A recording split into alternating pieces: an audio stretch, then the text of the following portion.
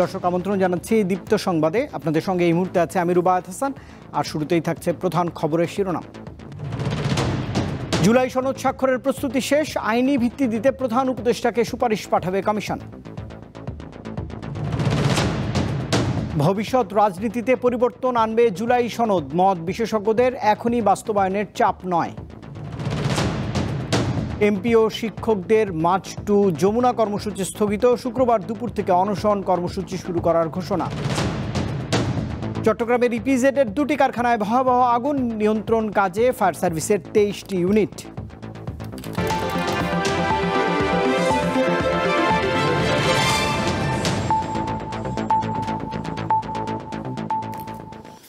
এবারে পুরো আয়োজন। জাতীয় জুলাই সনদ স্বাক্ষর হচ্ছে আগামীকাল শুক্রবার। এজন্য জাতীয় সংসদের দক্ষিণ প্লাজায় প্রয়োজনীয় প্রস্তুতি গ্রহণ করা হয়েছে। এদিকে এনসিপি ও কমিউনিস্ট পার্টি সহ অন্তত 5টি রাজনৈতিক দল জুলাই সনদ স্বাক্ষর না করার ঘোষণাও দিয়েছে। এনসিপি জানিয়েছে আইনি ভিত্তি ছাড়া তারা সই করবে না। পৃথক সংবাদ সম্মেলনে জাতীয় ঐক্যমত্য কমিশন অবশ্য জানিয়েছে জুলাই সনদের আইনি ভিত্তি দিতে পূর্ণাঙ্গ একটি সুপারিশ প্রধান উপদেষ্টার কাছে পাঠানো হবে। নানামুখী সংস্কারের জন্য প্রথম দফায় 6টি, পরে আরও 5টি সংস্কার কমিশন করা হয়। এসব কমিশনের সুপারিশ নিয়ে প্রায় 3 মাস ধরে সব মিলিয়ে 37টি রাজনৈতিক দলের সাথে জাতীয় ঐক্যমত্য কমিশনের আলোচনা হয়। দলীয় মতবিরোধ থাকার পরও বিভিন্ন পয়েন্টে নোট অব ডিসেন্ট রেখে আলোচনা চালিয়ে যান রাজনীতিবিদরা। সবশেষে তৈরি হয় জুলাই সনদ। সেই সনদ বাস্তবায়ন নিয়ে আলোচনা চলে আরও 5 দিন। কিন্তু কতটা একমত হতে পারল দেশের রাজনৈতিক দলগুলো? স্বাধীনতার ঘোষণা, ডিক্লারেশন অফ ইন্ডিপেন্ডেন্স এবং 7ম তফসিলে থাকা প্রক্লেমেশন অফ ইন্ডিপেন্ডেন্স বাদ দেওয়ার সুপারিশ করা হয়েছে চূড়ান্ত সনদে, যা আমাদের স্বাধীনতা ও মুক্তিযুদ্ধের ভিত্তি। সেটা বাদ দিলে তো বাংলাদেশের অস্তিত্বই থাকে না। সিপিবি, বাসদ সহ 4টি দলের মতো এনসিপিও জুলাই সনদে স্বাক্ষর না করার কথা জানিয়েছে, তবে তাদের কারণ ভিন্ন। আমরা আরেকটা এরকম ঘটনার সাক্ষী হতে চাই না যেটা আসলে কোনো মিনিং নাই। আমরা ওই আইনি ভিত্তি ছাড়া এবং অর্ডারের ব্যাপারে নিশ্চয়তা ছাড়া আমরা যদি সনদে স্বাক্ষর করি সেটা মূল্যহীন হবে। জাতীয় ঐক্যমত্য কমিশনের এদিকে জাতীয় সংসদ ভবনে সংবাদ সম্মেলনে জাতীয় ঐক্যমত্য কমিশনের সহসভাপতি অধ্যাপক আলী রিয়াদ জানিয়েছেন জাতীয় জুলাই সনদের আইনি ভিত্তি নিয়ে পূর্ণাঙ্গ একটি সুপারিশ প্রধান উপদেষ্টার কাছে দেওয়া হবে। তাই সবাই জুলাই সনদে স্বাক্ষর করবেন বলে আশাদার। সুস্পষ্ট, সুনির্দিষ্ট এবং পূর্ণাঙ্গ একটি সুপারিশ আমরা দিতে চাই এবং আমরা চাই যেন এটি বাস্তবায়নের ক্ষেত্রে সরকারের পক্ষ থেকে এই মেয়াদের মধ্যেই পদক্ষেপ গ্রহণ করা হয়। সংবাদ সম্মেলনে জানানো হয় জাতীয় জুলাই সনদ স্বাক্ষরের বর্ণাঢ্য আয়োজনে সমাজের সকল শ্রেণী পেশার মানুষের অংশগ্রহণের জন্য সব ধরনের ব্যবস্থা গ্রহণ করা হয়েছে। এদিকে জাতীয় ঐক্যমত্য কমিশনের মেয়াদ 31 অক্টোবর পর্যন্ত বাড়িয়ে প্রজ্ঞাপন জারি করেছে সরকার। 31 অক্টোবরের মধ্যেই আমরা সরকারের কাছে। স্বস্তিকা সিংহ, দীপ্ত সংবাদ, ঢাকা। জুলাই জাতীয় সনদ স্বাক্ষর অনুষ্ঠানে অংশ নেবে জামাত ইসলামী। তবে সনদে স্বাক্ষর করার বিষয়ে সিদ্ধান্ত নেয়নি এই দলটি। বৃহস্পতিবার এক সেমিনারে জামাত নেতারা আরও বলেছেন গণভোট এবং জাতীয় নির্বাচন একসঙ্গে হলে বিশৃঙ্খলা সৃষ্টি হবে, তাই নভেম্বরেই গণভোটের উপযুক্ত সময় বলে মনে করছে এই দলটি। বহুল কাঙ্ক্ষিত জাতীয় জুলাই সনদ 2025 স্বাক্ষরের আগের দিন জুলাই জাতীয় সনদের আইনি ভিত্তি, গণভোট ও পিআর পদ্ধতিতে নির্বাচন শীর্ষক সেমিনার আয়োজন করে জাতীয় সেমিনার বাস্তবায়ন কমিটি। আমরা সকলে জানি বৃহস্পতিবার রাজধানীর ডিপ্লোমা ইঞ্জিনিয়ার্স ইনস্টিটিউটে আয়োজিত সেমিনারে অংশ নেন জামায়াতে ইসলামী সহ বেশ কয়েকটি সমমনা রাজনৈতিক দলের নেতারা। এ সময় জাতীয় নির্বাচনের আগে গণভোট ও পিআর পদ্ধতিতে নির্বাচনের দাবি জানান তারা। পিআর যেমন বুঝেন না, এটাও না বোঝার ভান করছেন, আপনি জেগে ঘুমাচ্ছেন। জাতি যেমনি হাসিনারে যারা জাগাইয়া ভারত পাঠাই দিছে সেইভাবে আপনাদেরকে জাগানো হবে। এই সাধারণ তথ্য বিএনপির যে সকল বড় নেতা বুঝে না, অথবা বুঝেও ওই অতীতের ওবায়দুল কাদেরের মতো নাটক করতে চায়, তাদের আর রাজনীতি করার অধিকার নাই। আর একটা বিপ্লব করতে হবে। গণ অভ্যুত্থান দিয়ে এরা কোনো এর আকাঙ্ক্ষা, জনআকাঙ্ক্ষা পূরণ করতে পারবে না। একটা বিপ্লবের জন্য আমাদের প্রস্তুত থাকতে হবে। জামায়াতের সেক্রেটারি জেনারেল জানান নভেম্বরই গণভোটের উপযুক্ত সময়। একই দিনে যদি নির্বাচন হয় আর গণভোট হয় তো জাতি তো ভোটের আগে জানতে পারলো না যে কি সংস্কার করছে। বিফোর ন্যাশনাল ইলেকশন আমাদের এই গণভোটটা দিতে হবে এবং আমরা মনে করি প্রায় সব দল যে নভেম্বরেই গণভোট হওয়ার হচ্ছে উপযুক্ত সময়। তিনি জানান জুলাই সনদ স্বাক্ষর অনুষ্ঠানে জামায়াত ইসলামী অংশ নেবে, তবে সনদে স্বাক্ষর করার বিষয়ে এখনো সিদ্ধান্ত হয়নি। আলোচনার ভিত্তিতে সমাধানের কোনো সুযোগ যদি আমরা দেখি, আমরা আমাদের এই স্বাক্ষর অনুষ্ঠানে যাওয়ার ব্যাপারে আপত্তি থাকবে না। আমরা আমন্ত্রণ পেয়েছি, কিন্তু আমরা চিন্তা করছি আমরা কালকে কি ভূমিকা রাখবো। জাতীয় ঐকমত্য কমিশনের সকল প্রস্তাবই গণভোটে রাখার দাবি জানান তিনি। প্রস্তাবনার মধ্যে ডিসেন্ট গুলোকে সংযুক্ত করা যাবে না। নূর আলম, দীপ্ত সংবাদ, ঢাকা। বিএনপি জুলাই সনদে সই করবে কিনা সে বিষয়ে জানতে ধৈর্য ধরে অপেক্ষা করার আহ্বান জানিয়েছেন দলটির মহাসচিব মির্জা ফখরুল ইসলাম আলমগীর। বৃহস্পতিবার সন্ধ্যায় ঠাকুরগাঁও রানী শঙ্কৈল উপজেলা বিএনপি আয়োজিত পথসভায় এই আহ্বান জানিয়েছেন দলটির এই সিনিয়র নেতা। আমরা বলেছি যে আমরা অবশ্যই সনদে স্বাক্ষর করব যদি আমাদের যে কথাগুলো আমরা বলেছি সেগুলোকে যদি লিপিবদ্ধ করা হয় এবং যেগুলোতে আমরা আপনার কনসেন্ট দেইনি, নোট অফ ডিসেন্ট দিয়েছি, সেগুলো যদি লিপিবদ্ধ করা হয় এবং আমরা গণভোট মেনে নিয়েছি যে নির্বাচন দিনেই গণভোট হবে। সুতরাং আমরা এখন পর্যন্ত অত্যন্ত ইতিবাচক ভূমিকা পালন করেছি। আপনার আগামী দিনে আপনারা জানতে পারবেন যে বিএনপি স্বাক্ষর করবে কিনা। জুলাই সনদ বাস্তবায়ন করা গেলে দেশের ভবিষ্যৎ রাজনীতিতে গুণগত পরিবর্তন আসবে এবং জবাবদিহিমূলক রাষ্ট্র ব্যবস্থা গড়ে উঠবে বলে মনে করছেন বিশেষজ্ঞরা। তবে জুলাই সনদ এখনই বাস্তবায়ন করতে হবে এমন চাপ থেকে বিরত থাকার পরামর্শও তাদের। এই সনদকে সংবিধানের উপর স্থান দেওয়ার বিতর্কের অবসান জরুরি বলেও মনে করছেন তারা। বছরের বেশি সময় ধরে দেশের রাজনীতিতে বেশ জোরে সোরে আলোচিত হচ্ছে জুলাই সনদ। বলা হচ্ছে এই সনদই হবে ভবিষ্যৎ রাষ্ট্র পরিচালনার একটি ভিত্তিপ্রস্তর। কিন্তু কি আছে জুলাই সনদে? এই সনদ কি শুধুই অন্তর্বর্তীকালীন সরকারের কর্মকাণ্ডকে আইনি ও সাংবিধানিক কাঠামোর মধ্যে রাখার জন্য প্রণীত একটি প্রস্তাবিত দলিল? সাধারণ মানুষ এই সনদ সম্পর্কে কতটা জানেন? ঐক্যের জন্য একটা সনদ দরকার সবার, এটি হচ্ছে এটা জুলাই সনদ। এই সনদে একটা মুক্তি ব্যাপার আছে, স্বাধীনতা। 40 পৃষ্ঠার এই জাতীয় সনদে রাষ্ট্রীয় সংস্কারের 84 দফার মধ্যে 47টি সংবিধান সাপেক্ষে সংস্কার এবং বাকি 37টি বিষয় আইন, অধ্যাদেশ, বিধি ও নির্বাহী আদেশের মধ্যে সংস্কার হিসেবে চিহ্নিত করেছে ঐকমত্য কমিশন। যেখানে আছে প্রশাসনিক কাজে স্বচ্ছতা ও জবাবদিহি নিশ্চিত করা, রাজনৈতিক ক্ষমতার পরিবর্তনে সহজ ও শান্তিপূর্ণ রূপান্তর এবং নাগরিকদের আস্থা ফিরিয়ে আনার বিবিধ উদ্যোগ। বিশেষজ্ঞরা বলছেন, জনস্বার্থে রাষ্ট্র পরিচালনার জন্য এই মুহূর্তে জুলাই সনদ হতে পারে মানুষের প্রতীক্ষিত মুক্তির সনদ। আর যেগুলোতে ঐক্যমত হয় নাই সেগুলো রাজনৈতিক বক্তব্য হিসেবে, রাজনৈতিক দাবি হিসেবে বিরোধী দল সেগুলোকে টেক ওভার করতে পারে। আমি মনে করি সব রাজনৈতিক দল এই সনদের বাস্তবায়নটাকে তাদের ইলেকশন এজেন্ডার মধ্যে অন্তর্ভুক্ত করা উচিত।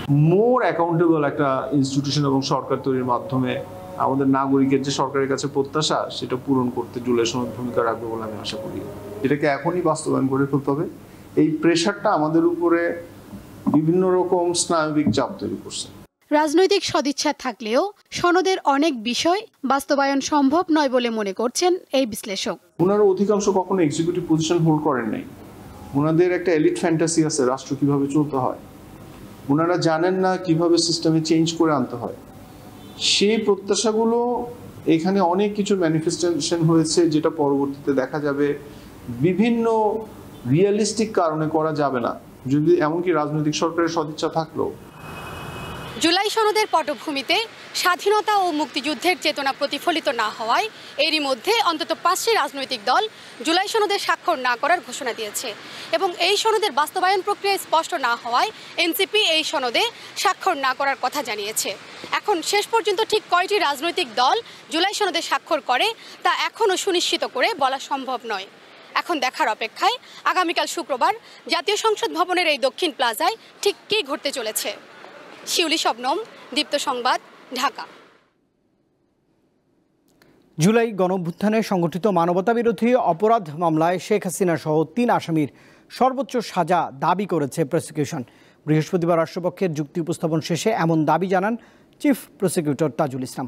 এদিকে চানখারপুলে 6 জনকে হত্যার ঘটনায় মানবতাবিরোধী অপরাধ মামলায় সাক্ষ্য দিয়েছেন যুব ও ক্রীড়া উপদেষ্টা আসিফ মাহমুদ সজীব ভূঁইয়া।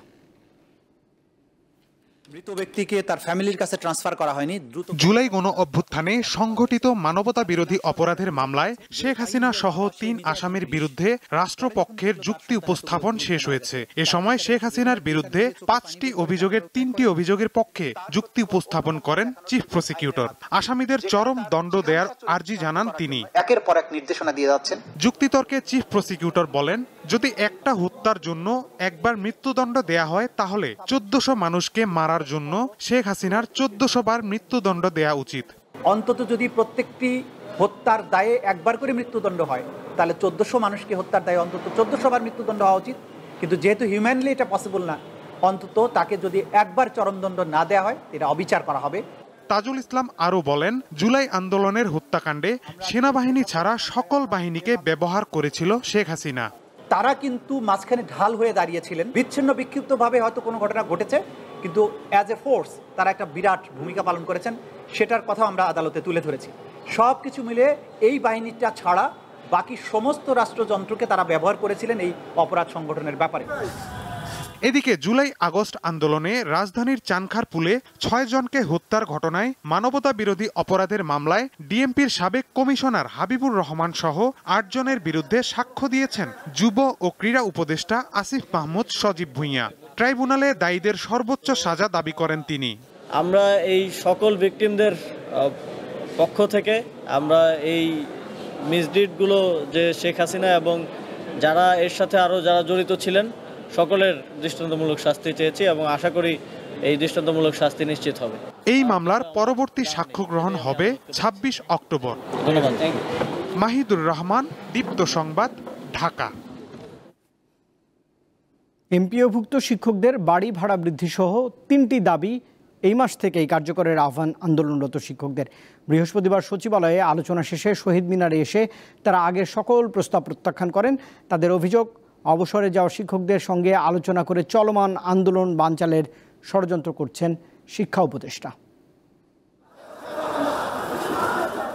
এমপিওভুক্ত শিক্ষকদের 3 দফা দাবি নিয়ে বৃহস্পতিবার দুপুর 12টায় লং মার্চ টু যমুনা কর্মসূচির জন্য শহীদ মিনারে জড়ো হন শিক্ষকরা। তার আগেই সচিবালয় থেকে আলোচনার ডাক আসে শিক্ষকদের। পরে কর্মসূচি স্থগিত রেখে এমপিওভুক্ত শিক্ষা জাতীয়করণ প্রত্যাশী জোটের সদস্য সচিবের নেতৃত্বে একটি প্রতিনিধি দল আলোচনায় অংশ নেয়। আলোচনায় শিক্ষকদের বাড়ি ভাড়া 5% করার প্রস্তাব দেন শিক্ষা উপদেষ্টা। বিপরীতে শিক্ষক প্রতিনিধিরা বাড়ি ভাড়া 20% করে পরিপত্র জারির দাবি জানান। এর মধ্যে 10% এই বাজেটে, বাকি 10% আগামী বাজেট থেকে করার আহ্বান তাদের। প্রজ্ঞাপন হবে 20%-এর, 10% আপনারা এই বাজেট থেকে দিবেন। এখন শিক্ষক প্রতিনিধিদের প্রস্তাব উপেক্ষা করে শিক্ষা উপদেষ্টা আলোচনা থেকে উঠে চলে যাওয়ায় একে প্রহসনের শামিল বলে মনে করছেন শিক্ষকরা। এতে আগের সকল প্রস্তাব প্রত্যাখ্যান করে 3 দফা দাবি এই মাস থেকেই কার্যকরের দাবি তাদের। কারণ আলোচনার মধ্যে উভয় পক্ষকে ছাড় দিতে হয়, কিন্তু উনি গতকালকে যেই প্রস্তাব দিয়েছেন এখান থেকে এক চুল পরিমাণ ছাড় দেয় নাই। সুতরাং উপদেষ্টা মহোদয়, আপনি আলোচনা করেন নাই, আলোচনার নামে আইওয়াস করে প্রহসন করেছেন 6 লক্ষ শিক্ষকদের সাথে। আন্দোলনরত শিক্ষকরা আলোচনার নামে আইওয়াস না করে তাদের ন্যায্য অধিকারের দাবি মেনে নেয়ার আহ্বান জানান। যারা শিক্ষা দিয়ে থাকে, যাদেরকে শিক্ষা গুরু মারা হয়, সেই শিক্ষক মণ্ডলীর প্রাণের দাবি ইতিমধ্যে সবাই জেনে গেছে, সারা বিশ্ব জেনে গেছে। সেই দাবিটি আজ পর্যন্ত পূরণে ব্যর্থ হয়েছে। শিক্ষকদের 20% বাড়ি ভাড়া রায় দিয়ে প্রজ্ঞাপন জারি করে শিক্ষকদের তাদের সন্তানের কাছে ফিরিয়ে দিন। আমরা এর রাজপথে থাকতে চাই না। পরে যমুনা অভিমুখে লং মার্চ কর্মসূচি স্থগিত করে লাগাতার অবস্থান কর্মসূচির পাশাপাশি কাল শুক্রবার দুপুর 2টা থেকে অনশন কর্মসূচি পালনের ঘোষণা দেন আন্দোলনকারী শিক্ষকরা। আগামীকাল দুপুর 2টা থেকে আমরা অনশন শুরু করব ইনশাআল্লাহ। মেহেদী হাসান, দীপ্ত সংবাদ, ঢাকা। দীর্ঘ 9 ঘন্টা পরও নিয়ন্ত্রণে আসেনি বন্দরনগরী চট্টগ্রামের রফতানি প্রক্রিয়াজাতকরণ এলাকা সিইপিজেটের একটি ভবনে লাগা ভয়াবহ আগুন। বৃহস্পতিবার দুপুর 2টার দিকে সিইপিজেটের Adams cap and textile limited নামের ওই প্রতিষ্ঠানে আগুন লাগে। 8তলা ভবনের 7 তলায় চিকিৎসা সরঞ্জাম তৈরির প্রতিষ্ঠানে আগুনের সূত্রপাত ঘটে। পরে তা 6 তলায় ছড়িয়ে পড়ে। সময়ের সঙ্গে সঙ্গে বাড়ছে আগুনের দাপট, ঘটছে একের পর এক বিস্ফোরণ। আগুনের তীব্রতায় ভবনের কয়েকটি দেয়াল ভেঙে পড়েছে এরই মধ্যে। এ সময় ভবনটির পাশে 3 তলা আরেকটি ভবনেও আগুন লেগেছে। ফায়ার সার্ভিস জানিয়েছে, শুরুতে ফায়ার সার্ভিসের 15টি ইউনিট কাজ শুরু করলেও বর্তমানে নৌবাহিনী এবং বিমান বাহিনী মিলিয়ে প্রায় 23টি ইউনিট আগুন নিয়ন্ত্রণের চেষ্টা করছে। চট্টগ্রাম ইপিজেডের নির্বাহী পরিচালক আব্দুস সোবান গণমাধ্যমকে জানিয়েছেন, ফায়ার সার্ভিস আগুন নিয়ন্ত্রণে কাজ করছে। এখন পর্যন্ত প্রাণহানি বা আহত হবার খবর পাওয়া যায়নি।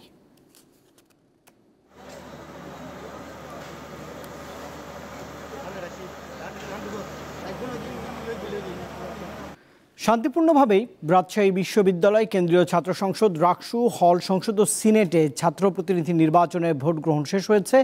এই মুহূর্তে চলছে ভোট গণনা। সকাল 9টায় শুরু হয়ে বিকেল 4টা পর্যন্ত একটানা এই ভোট গ্রহণ চলে। নির্বাচনে মোট 28,909 জন ভোটারের মধ্যে ভোট দিয়েছেন 20,187 জন। রাকসু ও সিনেট প্রতিনিধিতে 305 জন প্রার্থী প্রতিদ্বন্দ্বিতা করছেন। এদের মধ্যে রাকসুতে 247 জন এবং সিনেট প্রতিনিধিতে 58 জন প্রার্থী প্রতিদ্বন্দ্বিতা করছেন। এছাড়া 17টি হলে 255টি পদে 555 জন প্রার্থী রয়েছেন। রাকসুতে ভিপি পদে 18 জন, জিএস পদে 13 জন এবং এজিএস পদে 16 জন প্রার্থী লড়ছেন।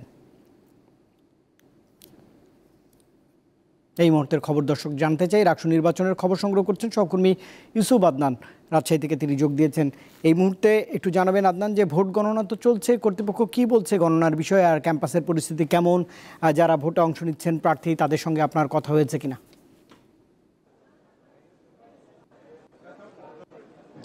হ্যাঁ রুবায়েত, দীর্ঘ 35 বছর পরে উৎসব মুখর পরিবেশে রাজশাহী বিশ্ববিদ্যালয় কেন্দ্রীয় ছাত্র সংসদ, হল সংসদ এবং সিনেট প্রতিনিধির ভোট একেবারে শান্তিপূর্ণভাবে অনুষ্ঠিত হয়েছে। ভোট গ্রহণ শেষে এখন চলছে গণনা। এই মুহূর্তে আমি রয়েছি রাজশাহী বিশ্ববিদ্যালয়ের কাজী নজরুল ইসলাম মিলনায়তনে। এখান থেকে এই ফলাফল প্রকাশ করা হচ্ছে। আমরা একটু জানার চেষ্টা করব এই রাকসু নির্বাচনের প্রধান নির্বাচন প্রফেসর ডক্টর এফ নজরুল ইসলামের কাছে। স্যার, আসলে আজকে নির্বাচনটা কেমন হয়েছে, এখন গণনার বিষয়ে স্যার একটু বলবেন। আপনাকে অনেক ধন্যবাদ। আজকের নির্বাচন অত্যন্ত শান্তিপূর্ণ উৎসব মুখর পরিবেশে অনুষ্ঠিত হয়েছে। রাজশাহী বিশ্ববিদ্যালয়ের শিক্ষার্থীদের দীর্ঘদিনের যে আকাঙ্ক্ষা রাকসু নির্বাচন, রাকসু প্রতিনিধি নির্বাচন, সেটা আজকে সফল হয়েছে। আমরা দেখেছি শিক্ষার্থীদের একদম উৎসব মুখর অবস্থায় তাদের ভোট প্রয়োগ করতে, এবং আমাদের ভোট অত্যন্ত শান্তিপূর্ণ হয়েছে। তো ভোট শেষে এখন গণনা চলছে। আমাদের 6টি হলের স্ক্যানিং শেষ হয়েছে। একটি হলের মুন্নুজান হলের রেজাল্টও আমরা ঘোষণা করেছি। বাকি হলগুলোর এখন বর্তমানে শেরেবাংলা হলের সল্টিং চলছে। আমার মনে হয় খুব তাড়াতাড়ি আমাদের সবগুলো রেজাল্ট আমরা দিতে পারবো। আমাদের বোধহয় রাতের শেষে আমরা ঘুমাতে। ধন্যবাদ। আমরা কথা বলছিলাম রাষ্ট্র নির্বাচনের যে প্রধান নির্বাচন কমিশনার রয়েছে ডক্টর এফ নজরুল ইসলাম, তিনি বলছেন যে দ্রুত সময়ের মধ্যে আসলে ফলাফল প্রকাশ করবে। এখন পর্যন্ত একটি হলের ফলাফল প্রকাশ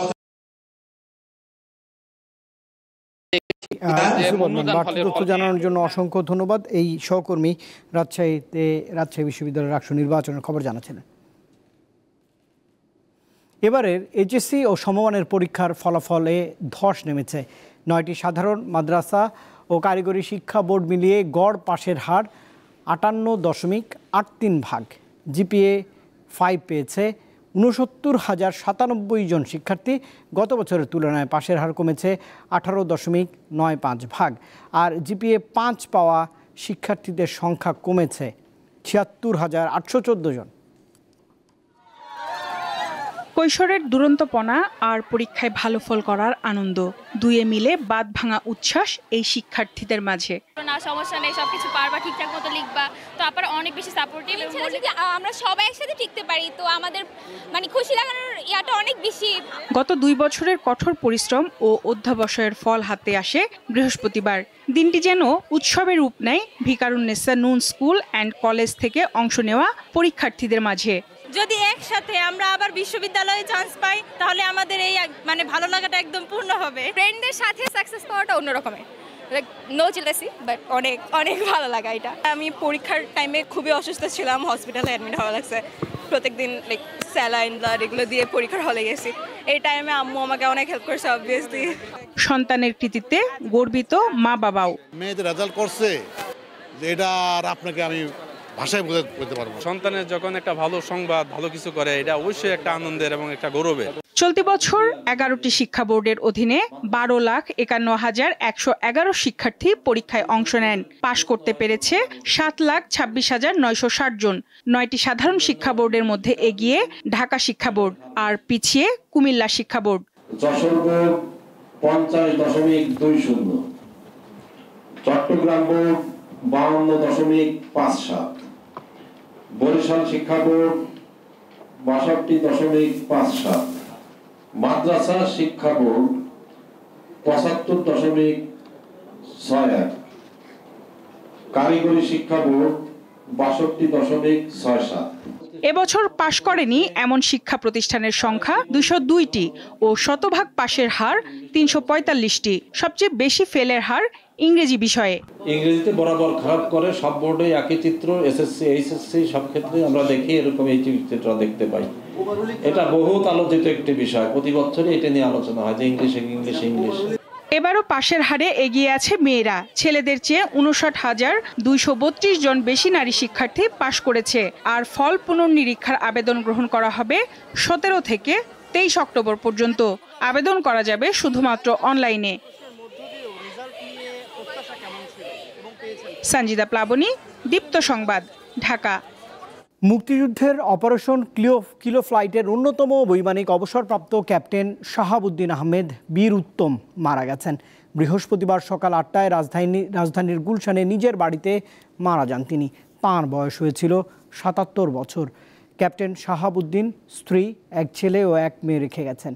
বাংলাদেশ বিমান বাহিনী ঘাঁটি বাসার প্যারেড গ্রাউন্ডে মরহুমের রাষ্ট্রীয় ফিউনারেল প্যারেড এবং নামাজে জানাজা অনুষ্ঠিত হয়েছে। রাষ্ট্রপতি ও প্রধান উপদেষ্টার পক্ষ থেকে মরহুমের কফিনে পুষ্পস্তবক অর্পণ করা হয়েছে। এছাড়া বিমান বাহিনী প্রধান air chief marshal Hasan Mahmud Khan মরহুমের কফিনে পুষ্পস্তবক অর্পণ করেন। 1967 সালে কমার্শিয়াল পাইলট লাইসেন্স প্রাপ্ত হওয়ার পর 1968 সালে তদানীন্তন পাকিস্তান ইন্টারন্যাশনাল এয়ারলাইন্সে বৈমানিক হিসেবে যোগ দেন শাহাবুদ্দিন আহমেদ। মুক্তিযুদ্ধে অংশ নিয়ে তিনি 1971 সালের 7 এপ্রিল ভারতে যান। এরপর কিলো ফ্লাইটে যোগ দিয়ে যুদ্ধবিমানে প্রশিক্ষণ নেন। তিনি কিলো ফ্লাইটের DC-3 এবং আলুয়েট হেলিকপ্টারের বৈমানিক হিসেবে নরসিংদী, সিলেট এবং মৌলভীবাজার সহ বিভিন্ন গুরুত্বপূর্ণ অপারেশনে সরাসরি আকাশ যুদ্ধে অংশগ্রহণ করেছেন। মুক্তিযুদ্ধে অসামান্য বীরত্ব এবং সাহসিকতার স্বীকৃতিস্বরূপ দ্বিতীয় সর্বোচ্চ বীর উত্তম খেতাবে ভূষিত করা হয় তাঁকে। এবার আন্তর্জাতিক প্রসঙ্গ। ভারতের প্রধানমন্ত্রী নরেন্দ্র মোদীর রাশিয়া থেকে তেল কেনা বন্ধ করে দেবেন বলে যুক্তরাষ্ট্রের প্রেসিডেন্ট ডোনাল্ড জন ট্রাম্পকে আশ্বাস দিয়েছেন বলে যে খবর বের হয়েছে তা সঠিক নয় বলে দাবি করেছে ভারতের পররাষ্ট্র মন্ত্রণালয়। তারা বলেছে, বুধবার মার্কিন প্রেসিডেন্ট ট্রাম্পের সঙ্গে প্রধানমন্ত্রী নরেন্দ্র মোদীর কোনো কথাই হয়নি। বৃহস্পতিবার নিয়মিত ব্রিফিংয়ে সাংবাদিকদের এক প্রশ্নের জবাবে ভারতের পররাষ্ট্র মন্ত্রণালয়ের মুখপাত্র রণধীর জয়সওয়াল এমন দাবি করেছেন। তিনি বলছেন, তাঁর কাছে থাকা তথ্য অনুযায়ী প্রধানমন্ত্রী মোদী ও মার্কিন প্রেসিডেন্ট ট্রাম্পের টেলিফোনে কোনো আলোচনাই হয়নি। 2022 সালে রাশিয়া ইউক্রেন যুদ্ধের শুরুর পর থেকেই ভারতের অবস্থান পুনর্ব্যক্ত করেছেন জয়সওয়াল। আর দর্শক, এই খবরের সঙ্গে শেষ করছি রাতের দীপ্ত সংবাদ। শেষ করার আগে প্রধান খবরের শিরোনাম থাকছে আরেকবার। জুলাই সনদ স্বাক্ষরের প্রস্তুতি শেষ, আইনি ভিত্তি দিতে প্রধান উপদেষ্টাকে সুপারিশ পাঠাবে কমিশন। ভবিষ্যৎ রাজনীতিতে পরিবর্তন আনবে জুলাই জাতীয় সনদ, মত বিশেষজ্ঞদের এখনই বাস্তবায়নের চাপ নয়। এমপি ও শিক্ষকদের মার্চ টু যমুনা কর্মসূচি স্থগিত, শুক্রবার দুপুর থেকে অনশন কর্মসূচি শুরু করার ঘোষণা। চট্টগ্রামের ইপিজেডের 2টি কারখানায় ভয়াবহ আগুন নিয়ন্ত্রণে ফায়ার সার্ভিসের 23টি ইউনিট। আর দর্শক, এই ছিল এখনকার মতো। এতক্ষণ সঙ্গে থাকবার জন্য ধন্যবাদ সবাইকে। আরও তথ্য বিনোদনের জন্য আপনি যুক্ত থাকতে পারেন দীপ্ত টেলিভিশনের ডিজিটাল প্ল্যাটফর্মগুলোতে।